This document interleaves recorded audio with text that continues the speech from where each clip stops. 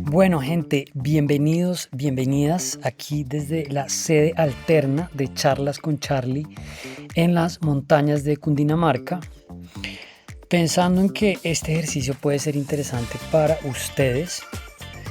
No vamos a tener sesión de escritorio esta semana, pero sí veníamos pensando con José y con Valentina que valdría la pena tener una videoreacción sobre la coyuntura cuando van pasando ciertas cosas que son interesantes.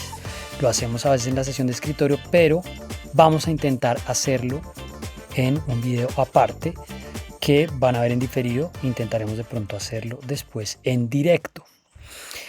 Yo tengo que sentarme a ver este video, no lo he hecho y me parece un buen ensayo verlo comentándolo para que ustedes me acompañen en este ejercicio. Ayer lunes en la tarde, el presidente Gustavo Petro firmó una directiva presidencial que le da línea, instruye a los funcionarios del orden ejecutivo a que sigan los estándares del Sistema Interamericano de Derechos Humanos al tratar o al tener interacción con los medios de comunicación y los periodistas. Esto lo trabajó desde el comienzo el primer secretario de comunicaciones, de prensa que tuvo la Casa de Nariño, que fue Germán Gómez, un periodista que venía del Espectador, y es un esfuerzo que venía patinando el relator especial para la libertad de expresión, Pedro Vaca. También detrás de esa iniciativa estaba la Fundación para la Libertad de Prensa y en general las organizaciones de la sociedad civil que pues quieren que el gobierno tenga una relación distinta con los medios y los periodistas. Y yo sé que mucha de la gente que ve este canal y que me critica con frecuencia, pues vive muy indignada con la manera como la prensa y los medios cubren al presidente. Pero el caso es que ayer se presentó esta directiva. Yo he visto 2 o 3 fragmentos en redes, críticas que se le hacen al presidente porque una vez se firmó inmediatamente, pues salió a echar un discurso donde básicamente incumplió porque entre otras cosas esta directiva sobre todo tenía la idea de desactivar pues las tensiones que hay entre el presidente y la relación con los medios, que no es una cosa menor y que además en América Latina viene creciendo y viene poniéndose más tenso en El Salvador, bueno, en Venezuela ni hablar, en Argentina, en México también fue la relación muy mala con AMLO. El caso es que le vamos a dar una mirada a esto, la vamos a poner a ratos acelerada, no la he visto, solamente ese par de pedazos, algunas palabras que dio el relator. Y lo último que diría es que pues quienes han seguido mi trabajo y se conectan a este canal saben bien que pues no estoy en un lugar neutral acá. Fui director de la Fundación para la Libertad de Prensa hace casi 20 años y por eso ya peino estas canas.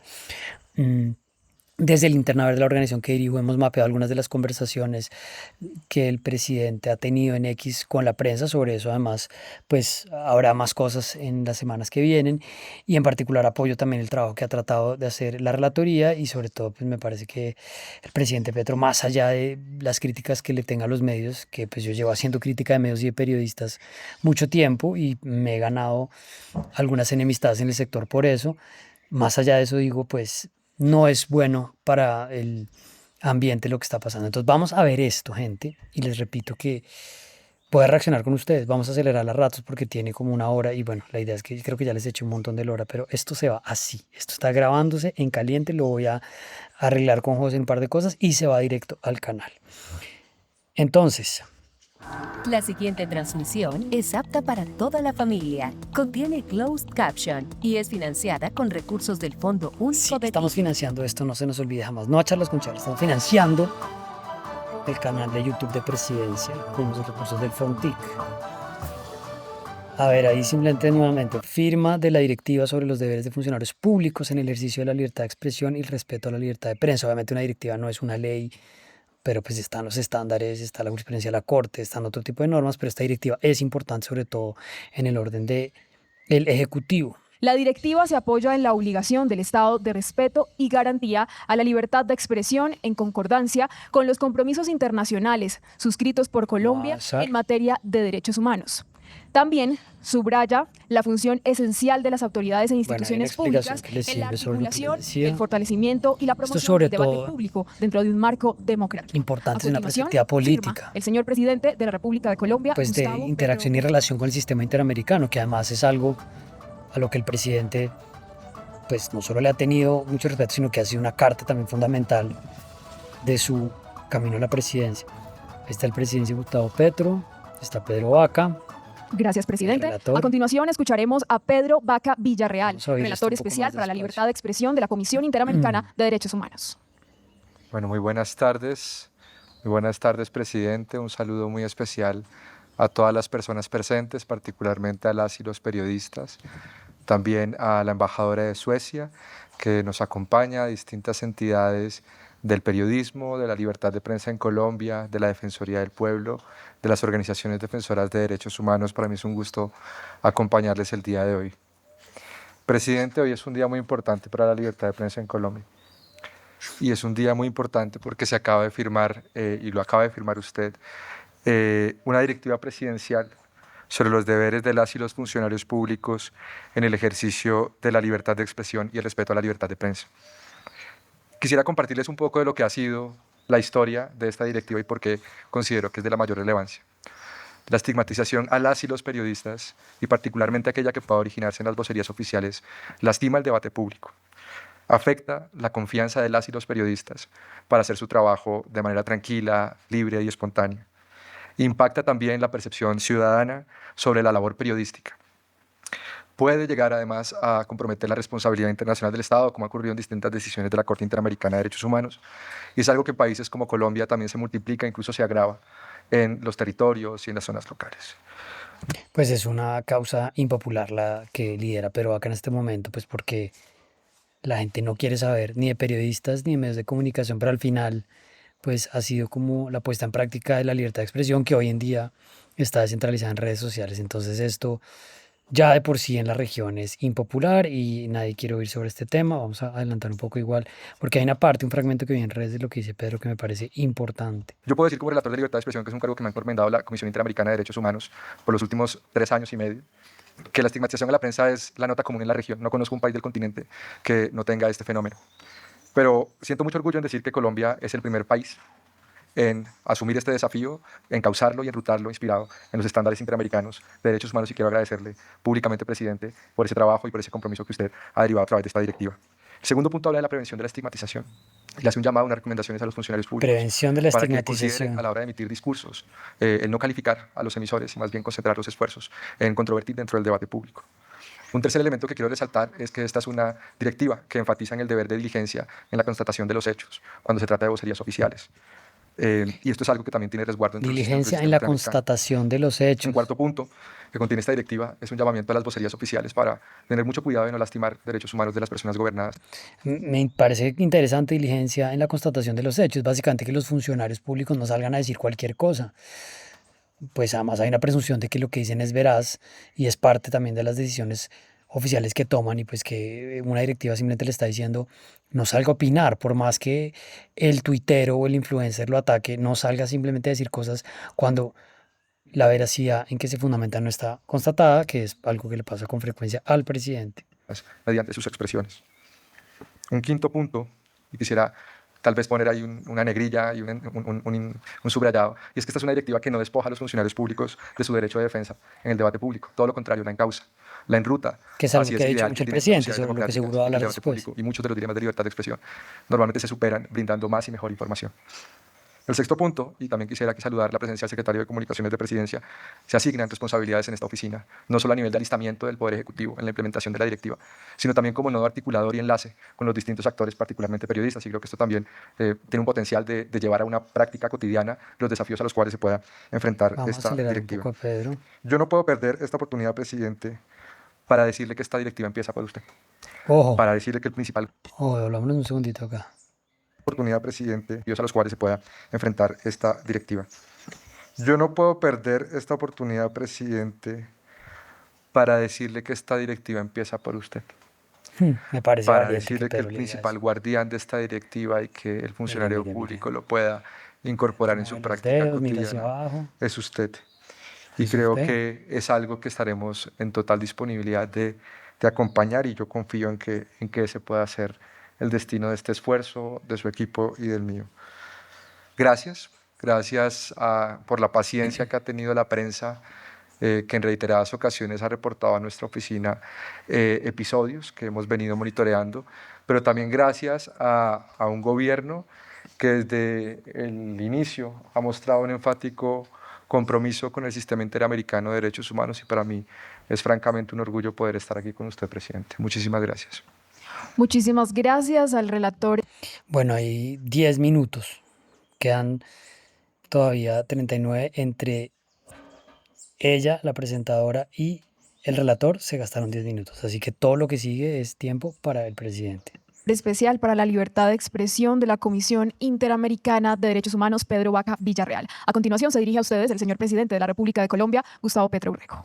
Bueno, doctor Va a dar otro discurso porque el presidente da discursos todos los días. Empecemos un poquito más despacio a ver qué es lo que va a decir arrancando.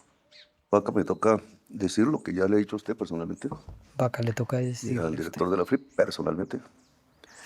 Tengo la costumbre de hacer la política desde la verdad. Tengo la costumbre de Porque hacer la consideré política que desde la verdad. como la interpreto, obviamente, porque nadie es depositario de la verdad. El proceso de encuentro de la verdad que hace la humanidad es un acercamiento paulatino y permanente y nunca terminado. Por eso la ciencia no es perfecta, ni siquiera las matemáticas lo son.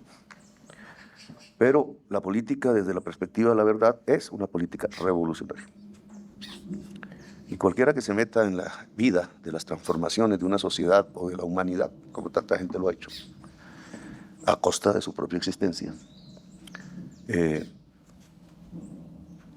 sabe que la verdad está atravesada por el poder, que la verdad, por ejemplo, en el tema de los derechos humanos, tiene varias instancias de acercamiento. Mundo de hace 2 siglos y medio, del que perteneció los que construyeron esta república, pensó las libertades individuales, las escribió. Un alcalde de Bogotá las tradujo aquí, le costó la prisión, era periodista y creo que fue el primer periodista de Antonio Colombia. Nariño. Antonio Nariño, bolivariano, no estuvo con Santander. Antonio El Nariño pobre hizo el primer Santander, que periódico, ya está, alcalde, mejor dicho, pero más desacreditado. porque lo que escribía para ese entonces no le gustaba el poder. El poder era el rey y era por designio divino. Y la verdad era la verdad del rey. Y nosotros nacimos aquí, como república, para ser libres. Por tanto, la política de la Libres. verdad es una política libre. La No se política deje de la hacer. verdad es una política libre.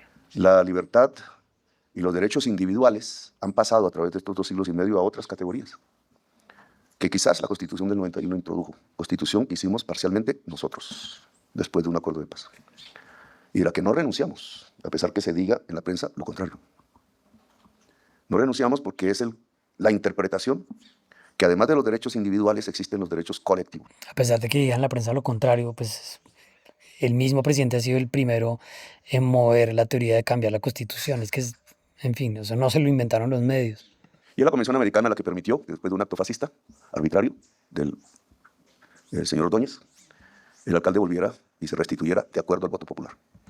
El presidente Petro lleva unos días con el término facios en Twitter. Tengo que mirar cuándo lo empezó a usar porque no lo tenía pues sí en su narrativa, pero no en léxico, refiriéndose directamente a los fachos en la Italia de Mussolini, los facios. Porque la Convención Americana dice que ningún funcionario elegido, ningún ciudadano del mundo o de América, se le pueden quitar sus derechos políticos a elegir y ser elegido, sino por sentencia de juez penal. Bueno, que si ustedes acaban de llegar Obviamente, porque no, a pues, la política, no podía pues quitar el alcalde, la decisión porque del estaba violando la Convención procurador Americana. Ordóñez La de Convención Americana es destituir a parte de la Petro, él va a la Constitución Comisión colombiana, Interamericana de por su Derechos título de Humanos, llega a la constitucionalidad, Corte y en una y sentencia toda le la devuelven justicia sus de la derechos Convención políticos y por eso es Internacional de la presidente de Corte Colombia Interamericana de hoy. Derechos Humanos, en una sentencia que ya es famosa en materia de estudios en las universidades de América Latina, dijo que podía ingresar a la alcaldía de nuevo porque era arbitraria la destitución. Hoy está ocurriendo de nuevo y hay silencio. ¿Por qué ocurre de nuevo y con la misma persona que fue protegida por la Convención Interamericana y por su... Hoy está ocurriendo de nuevo, se refiere a la investigación de el Consejo Nacional Electoral por la presunta y muy probable violación de los topes de la campaña presidencial, pues porque todas las campañas presidenciales lo han hecho. Ahora hay unas nuevas reformas que cambian un poco el contexto político para Petro, pero también algunos magistrados con un devaneo de que ellos por esa vía pueden llegar a destituir al presidente. Yo no sé qué están pensando, que es obviamente completamente absurdo, pues porque el juez natural del presidente del Congreso, pero pues él también le está dando cuerda a eso cuando ahí hay una base que de ninguna manera está avanzando para que alguien diga sí, ese Consejo Nacional Electoral puede, que además es un órgano de designación política, puede destituir al presidente. Está hablando de eso. Corte. En mi opinión, puedo estar equivocado, porque los derechos están relacionados con el poder. Si el poder es democrático, tanto los derechos individuales como los derechos colectivos se respetan. Cuando el poder no es democrático, se viola. En Colombia se han violado unos y otros de manera permanente. En Colombia ha ocurrido, la palabra jurídicamente hoy no es exacta con lo que ha pasado, un genocidio. Centenares de miles de asesinados según la Comisión de la Verdad. 700.000 desde el 9 de abril, 9 de abril de 1941. 700.000 asesinados. Eso para mí es un genocidio. Si lo comparo Bueno, con Gaza, hoy evidentemente el discurso está se fue silenciada por en otra Colombia. parte. Bueno, pues está 40.000 metiéndose por muertos. ahí. Vamos a ver En qué una más semana, dice. Colombia 700.000. No son los únicos países, ni son los únicos silencios. Esto ha pasado en el mundo y en muchas partes, incluido el lugar donde se redactaron los derechos del hombre, que no dijeron de la mujer en ese entonces. Esta es nuestra realidad. Derechos cruzados por el poder. Cuando ¿Cómo habla el presidente de los derechos de la mujer cuando su mano derecha y parcero de fiesta, Armando Benedetti, está acusado de maltratar a la esposa y ahí está? Y ahí está. O Holman Morris, que ha tenido también ese tipo de denuncias presuntas porque no está condenado, pero pues con cierto nivel de base fáctica, y ahí está también. O sea, el presidente creo que no tiene mucha autoridad para, pero pues no lo va a dejar de hacer en un discurso. Ya sé que los amigos petristas de acá me van a dejar algún sablazo. Y algo de pasa, los republicanos y ese algo pasa tiene que ver españoles, con el los poder. fascios de Y Italia, lamento pues este discurso aquí, pero en mi verdad, con el poder. Mi primer encuentro mierda con el con la poder. comunicación del poder, porque hay comunicaciones de todos los sectores de la sociedad, podemos llamarlo a eso la comunicación social.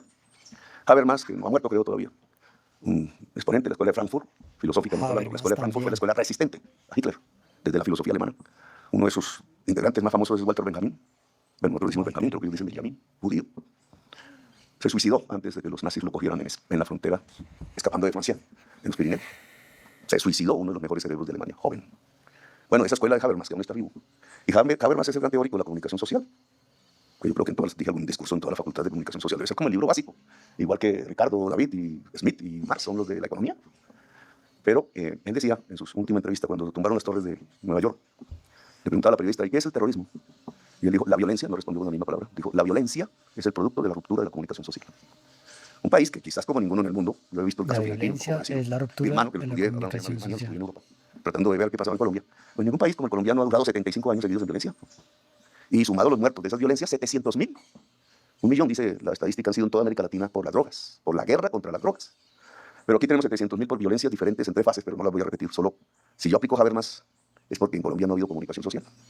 Porque si yo aplico la frase de Habermas de su entrevista, hablada acerca de las torres, pero a Colombia y sus 75 años de violencia, la conclusión En Colombia no ha habido comunicación social, que es parte como de la teoría que tiene el gobierno y ahora pues sus influencers, RTBC, Mauricio Jaramillo, que es una nueva figura del periodismo, politólogo, analista, periodismo independiente oficial, definen en últimas qué es la comunicación social. O sea, entonces el gobierno de turno es el que nos va a decir cuál es la comunicación social, que es parte de lo que yo intento decirle a los amigos petristas, pues que deberíamos ver con cierto nivel de suspicacia, que sean ellos los que nos digan cuál es el periodismo, porque pues tampoco es ni Néstor Morales, ni Vicky Dávila, ni, no sé, Caracol, RCN, pero pues el gobierno sí es el que nos va a decir eso. de acuerdo a ese filósofo, es que en Colombia no ha habido comunicación social. Es decir, que los diferentes sectores de la sociedad no se han juntado, no han hablado, no han dialogado, se han matado. Entonces hoy se puede restablecer una comunicación social, es decir, entre la pluralidad de la sociedad colombiana, sin negar ninguna, o tenemos que escuchar solo la comunicación del poder, como lo hizo Goebbels, que fue lo que le pregunté a usted, doctor, el director del FNAFLIP. Y si Goebbels estuviera hoy, ¿se protegería Goebbels? Fue mi pregunta. Cuya teoría es, Si Goebbels estuviera hoy, ¿se protegería a Goebbels, al propagandista del régimen nazi? mentir, mentir, mentir, hasta que se crea como verdad. Porque esa es la mejor manera de controlar una sociedad y dominarla. Ahí está el pobre Boc ponchado. Y detrás el colega Chaparro también de la FLIP. ¿Qué estás pensando ahí, señor director? Bajo los nazis, pensaba él. Los nazis siguen hoy. Ordóñez era uno. Pero no es el único. Los nazis siguen hoy, Por Ordóñez eso, era uno. ¿cómo se vuelve a repetir, como hacía Franco, la palabra terrorista sobre incluso los militantes del partido del presidente de Cataluña que él fusiló cuando se lo entregaron los nazis, exiliado él en Francia. Ya ni se acuerdan, Luis Companys sería hoy bautizado en Colombia como terrorista, porque era el presidente de la Esquerra Republicana, Esquerra en catalán es izquierda, de la República de España, en una de sus comunidades más importantes, vibrantes, de arte libre, Cataluña. Eso lo tengo que leer ahora, no en un libro de historia de la época, con un revivir. Y eso me lleva a pensar en esta ausencia de comunicación democrática, de lo que está pasando en estos días, Ausencia de de por qué comunicación lo que está democrática. sucediendo. Hay un golpe en camino, financiado por la mafia política. Hay un Y se golpe en silencia. camino. Como se silenció ante Allende, como se silenció ante Videla. A ver, miremos eso otra vez. ¿Por qué el silencio? Y se silencia. ¿Qué está sucediendo? Hay un golpe en camino, financiado por la mafia política, y se silencia, como se silenció ante Allende. ¿Qué es lo que se está silenciando? O sea, porque ahí yo tengo dos preguntas. ¿En qué consiste el golpe? Porque pues si al final todo lo que esté sucediendo en contra del presidente es una expresión de ese intento de golpe, pues es como tener todas las fichas de la lotería, pues cualquier cosa que pase va por ahí. Pero ¿qué es lo que se está silenciando de ese golpe? ¿Qué dirían ustedes? ¿Lo que está haciendo el Consejo Nacional Electoral o cuando se hablaba de que iba a haber manifestaciones ciudadanas y que entonces la derecha salía que tenía que irse con los militares? Bueno, Como se silenció ante Videla. ¿Por qué el silencio ante el golpe de Pinochet en Chile? Incluso Pinochet comenzó el golpe con eso, la hora del silencio, dijo. Y consistió en que mandó sus aviones a bombardear las emisoras de radio para que el gobierno no se pudiera Pinochet, comunicar. Chile. Pues, el gobierno elegido popularmente. Fue el primer acto del golpe de Estado de Pinochet. Quedó Allende encerrado en el palacio y solo se pudo comunicar por una sola emisora, cuya grabación es la que se repite y se repite durante todos estos años como el único testimonio de lo que pasó Allende en el palacio. ¿Y será que vimos es lo que ahorita mismo. no se está pudiendo comunicar el ¿Por qué? presidente? ¿Ustedes creen eso? El presidente no puede hablar de los magistrados porque la independencia de poderes lo dice. El presidente tiene que decir la verdad hasta donde es posible. Y no son los en plural, porque entonces habría un estigma. Claro, es que ahí viene el tema de que Colectivo, no. Uno. se lo dice también el relator, ¿no? Y es como usted sí Porque puede el hablar, poder pero él dice, real, entonces yo no puedo decir lo que pienso. como no lo era en las épocas de Allende. El poder real es el poder económico. Y el poder económico en Colombia lo tiene un grupo de personas, porque este es el país más desigual socialmente del mundo, y un grupo de mafiosos. Porque la forma de acumulación de capital en Colombia en los últimos 50 años ha sido la cocaína. Neguémoslo, pero es la verdad. Por eso el poder está acusado por la mafia. Por eso este señor periodista fue asesinado, cuyo hijo conozco, y a él también lo conocí. Ahí Y no solo está. él. Por eso Daniel Chaparro. pusieron una bomba al señor Cano y querían cerrar el Espectador. Y por eso tiene el cerraron libro Cano, ahí. Y por eso cambió el dueño de semana. Qué habilidad el señor El dueño del presidente. Espectador ya no son estos personas, que es el poder económico. Y hay que decirlo, es la verdad. Poderes mafiosos, poderes económicos, dominando el poder y la política en Colombia. Por eso cuando yo hice mi denuncia sobre el paramilitarismo en el Congreso de la República, diciendo que senadores eran paramilitares y ordenaban los asesinatos, cambio, por otros dueños, pero pronuncio el nombre porque hablo con la verdad, dijo, Petro está cañando.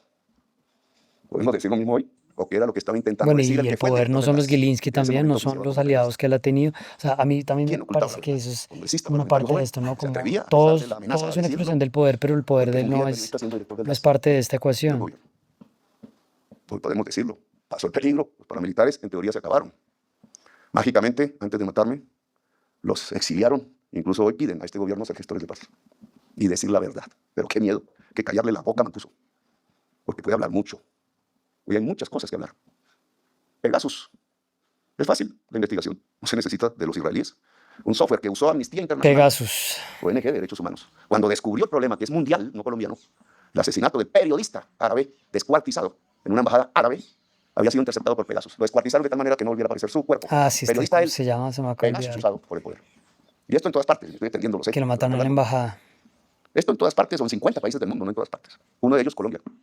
Dijo la Entonces hay que fiscal decir que además Petro violó la confianza de ayer que no una tenía inteligencia, ningún un centro tipo de inteligencia indicio sobre israelí. Pegasus Para en que la discusión Colombia, sea lo cual cómo el también presidente es viola la confianza y no insólito. cómo el poder en Colombia usó Pegasus para asesinar jóvenes. ¿Dónde está la verdad? Yo no puedo mencionarla. Quiero volver a la Se canción. tiene que silenciar.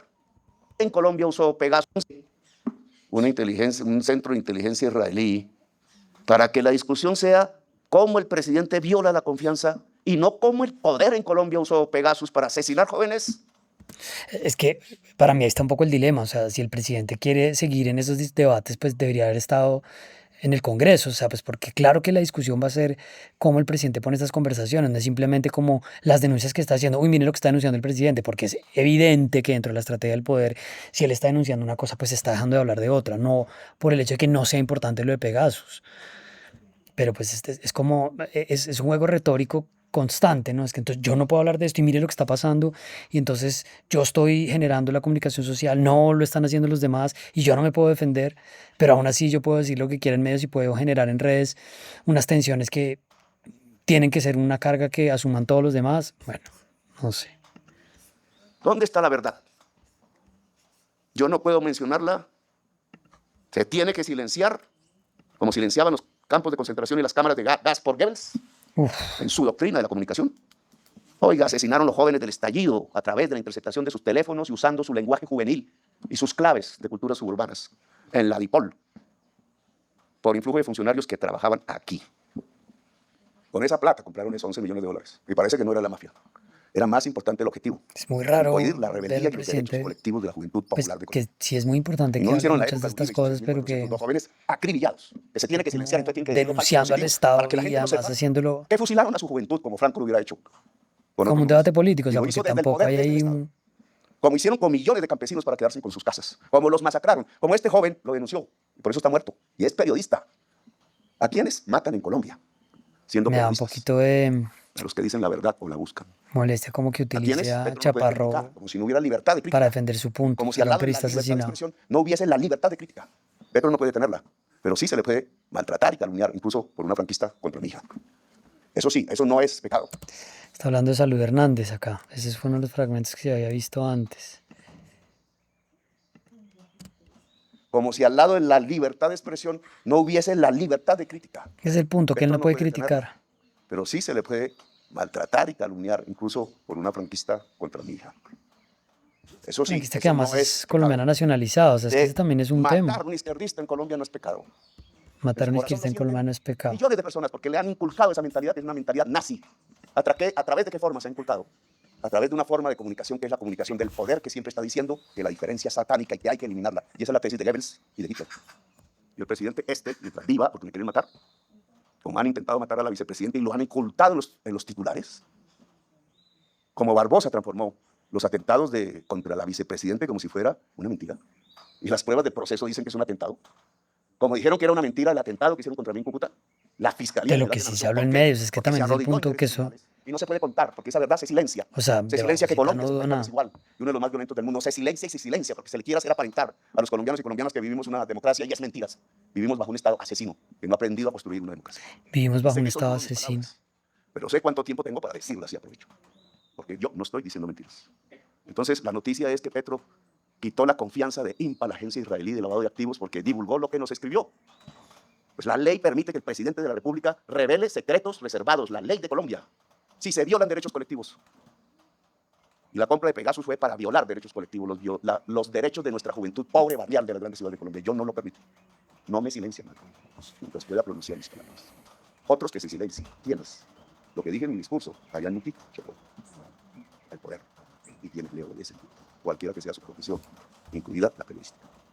Porque el principio liberal y democrático del fundador de la República de los Estados Unidos dijo que la prensa tenía que ser independiente del poder.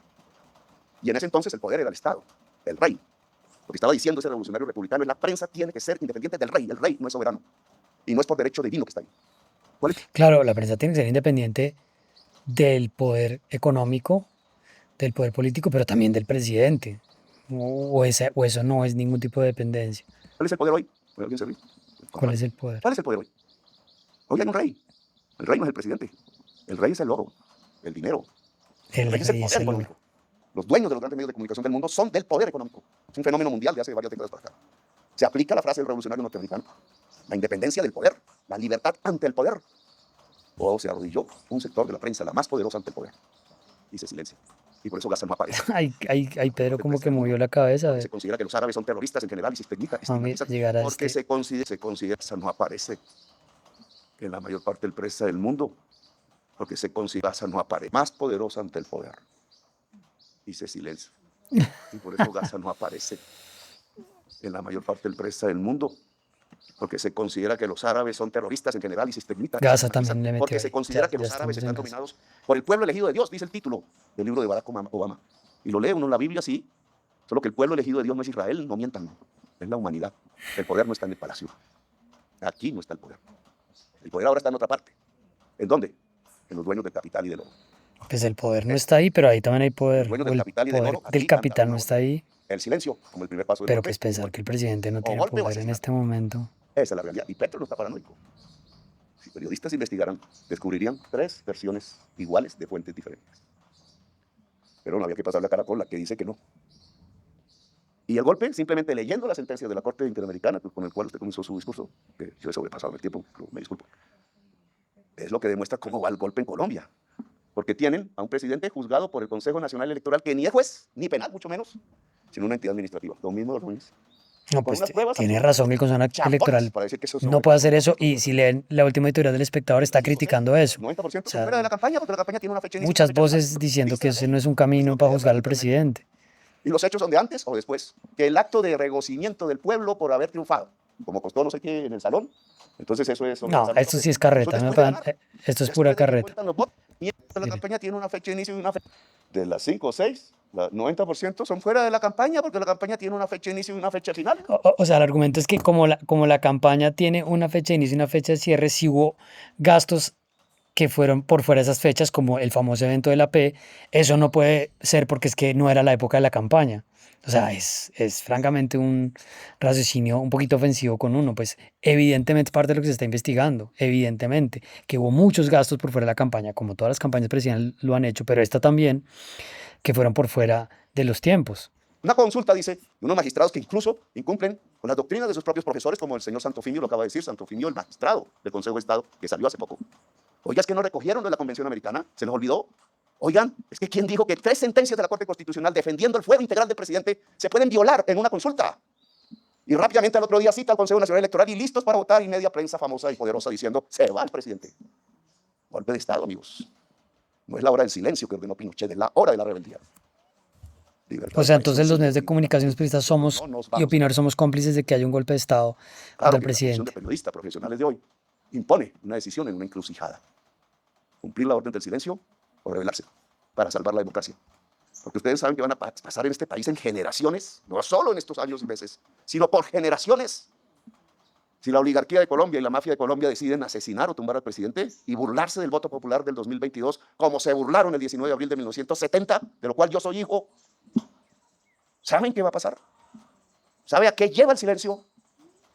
Hay que decirlo, hay que hablarlo, hay que comunicarlo, porque Habermas tenía razón. Usted que me dio un premio cuando fui alcalde, siendo presidente de la República. Habermas tiene razón. La violencia es la ausencia de comunicación.